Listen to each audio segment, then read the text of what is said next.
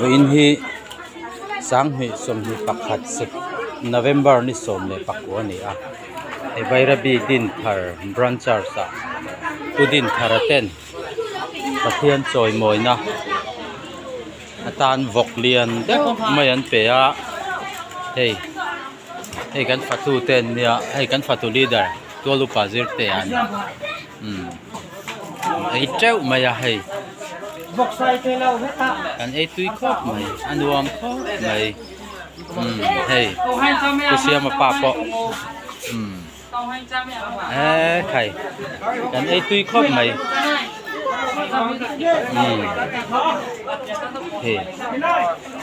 ta te hey ti hian kan thu dara ki lama tain ron chu kan lom boka en kian ki nuam khop mai Udin tharate pathian choi moina an pe kan ni hei ruai the po kan thanem khop mai nuam khop mai hei elama wadi kot lama te chuan hetilaya Sunday school hall chunga po khai hen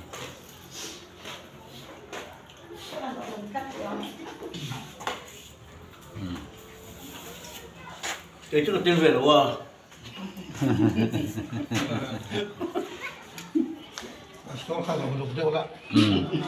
Anh con trần em râu lưu tục